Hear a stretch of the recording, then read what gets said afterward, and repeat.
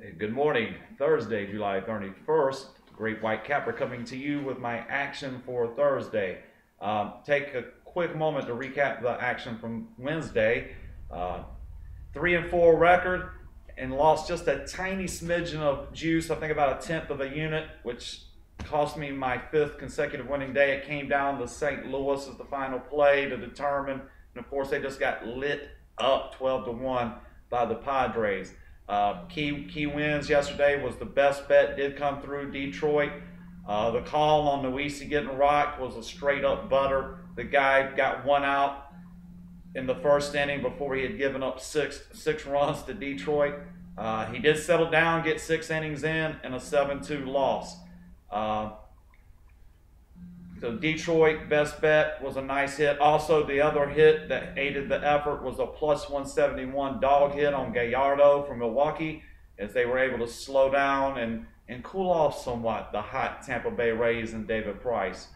The 3-4 record, like I say, you have a 4-day winning streak and you come up against a day where you lose just a tiny little bit.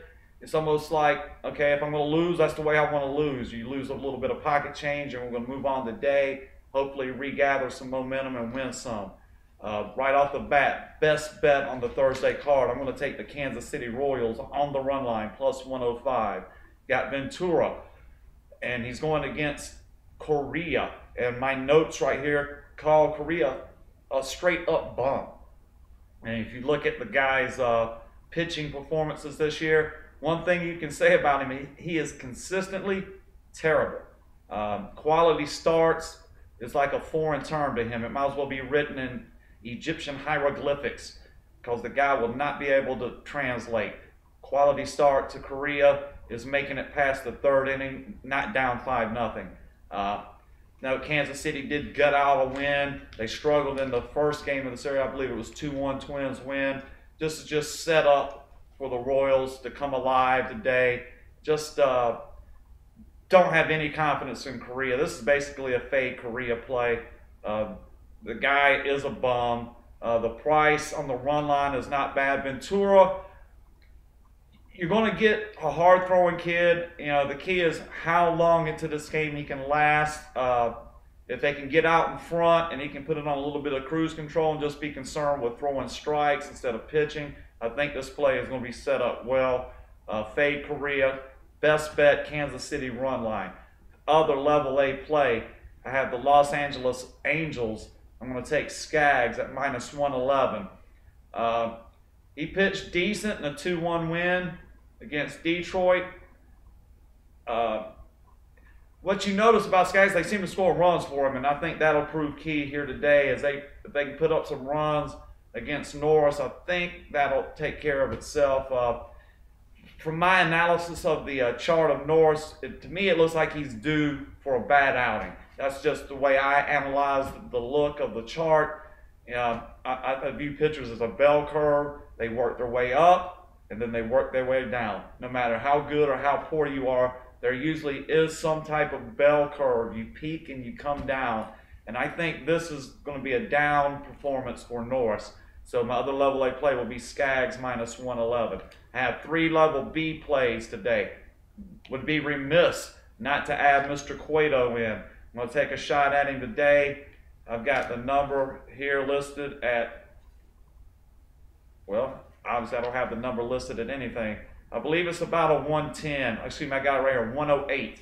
Cueto at 108 today against Kohler of Miami.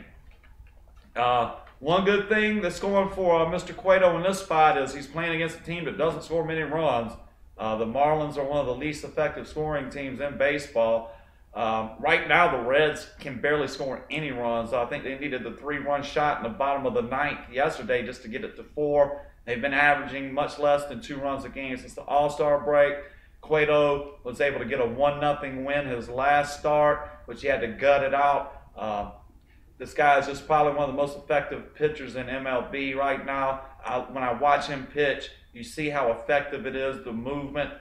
The guys just never seem to hit his pitches square. Level B play, Cueto minus 108.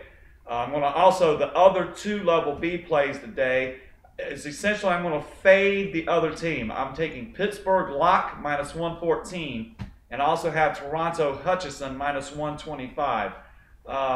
What I'm looking at here is I'm going against both these teams came off series wins, Arizona and Houston.